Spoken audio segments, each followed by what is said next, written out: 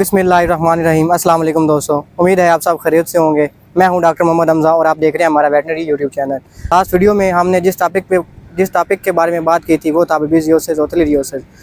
अगर आप वो वीडियो देखना चाहते हैं तो उस वीडियो का लिंक मैं डिस्क्रिप्शन में दे रहा हूँ, आप जाके वो भी देख सकते हैं। और आज की वीडियो मेरी एक मेन टॉपिक पे है, जिसमें हमारे जो छोटे फार्मर हज़रात होते हैं उनको पता ही नहीं होता कि हमने अपना जो काफ है उसकी मैनेजमेंट कैसे करनी है, यानी बछड़े की मैनेजमेंट कैसे करनी है, उसको किस तरह तैयार करना है कि वो 12 माह में, 13 माह में या 14 माह में उसको हम गब्बन करवा सकें या उसको ब्रीड करवा सकें।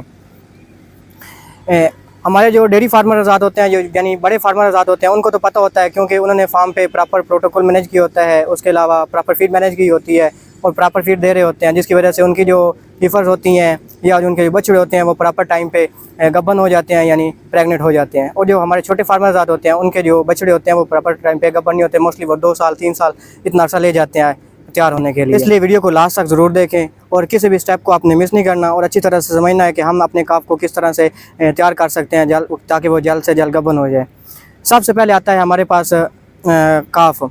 जब बच्चा पैदा होता है यानी बछड़ी पैदा हुई है, उसको हमने क्या करना है, हमने जल्दी से जल्दी क्लोस्ट्रम निकालना है जानवर का, उसकी माँ का, और वो बछड़ी को देना है।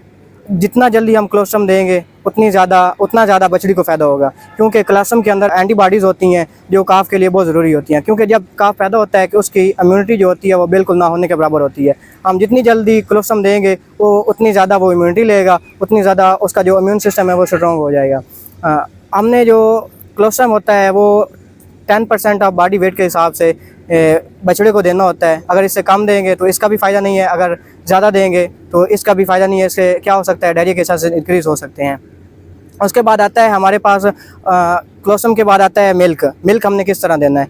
मिल्क भी हमने जो हमारा बछड़ा है उसको 10% ऑफ बॉडी वेट के हिसाब से देना होता है। अगर हमारे जानवर का जो वेट है, बछड़े का जो वेट है वो 40% है तो हमने 4 kg देना है। 35 kg वेट है तो हमने 3.5 लीटर दूध देना है। 50 kg वेट है तो हमने 5 kg उसको मिल्क देना है। और साथ में हमने काफ स्टार्टर यूज़ करना है।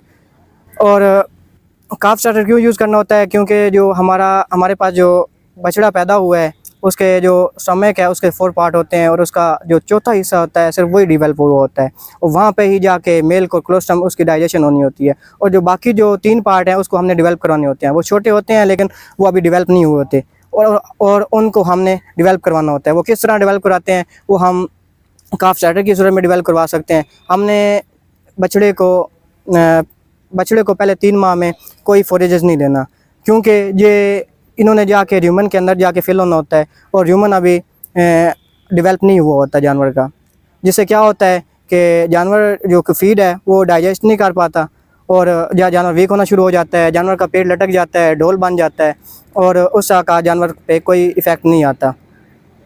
और उसके बाद आता है कि हमने काफ स्टार्टर किस तरह यूज़ करना है। हमने काफ स्टार्टर जो है वो तीसरे दिन से स्टार्ट कर लेना है। वो हम किसी भी कंपनी का लेके यूज़ कर सकते हैं, उसके अलावा हम खुद भी बना सकते हैं। खुद किस तरह बनाना है, इसमें सबसे पहले मैं आपको बताऊंगा कि आपने जो हमारे पास मेज़ होती है यानी मकई होती है वो ले लेनी है 30 किलो, उसका डलिया बना देना है, पीस के उसको पिसवा के बारीक करवा लेना है।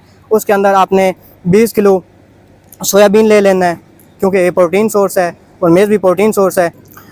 इसके अलावा हम काफ स्टार्टर खुद भी बना सकते हैं। किस तरह बनाना है, इसमें सबसे पहले आपने मेज़ लेना है, क्योंकि मेज़ के अंदर भी 8 से 9% प्रोटीन होती है। उसके बाद सोयाबीन लेनी है, सोयाबीन टोटली प्रोटीन सोर्स है। सोयाबीन मील लेना है, वो टोटली प्रोटीन सोर्स है।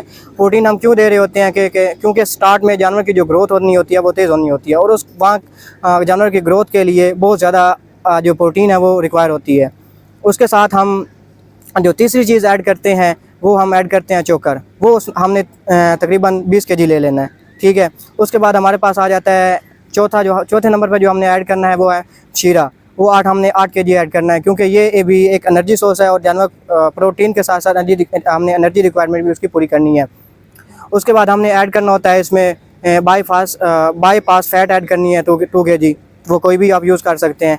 उसके साथ हमने ऐड करना है इसमें मिनरल मिक्सचर ऐड करने हैं 1 kg, साथ में हमने DCP 1 kg ऐड करना है और उसके बाद हमने साल्ट 1 kg ऐड करना है। ये तकरीबन हमारे पास 101 kg का टोटल हमारे पास जो है फार्मूला तैयार हो जाएगा। ये भी हम काफ स्टार्टर के तौर पर यूज़ कर सकते हैं। ये हमने जानवर को तीसरे दिन से देना स्टार्ट करना है और काफ स्टार्टर हमने उस टाइम तक देते रहना है जब तक जो बछड़ा है वो 700-800 ग्राम या 1 kg तक काफ स्टार्टर खाना शुरू कर दे।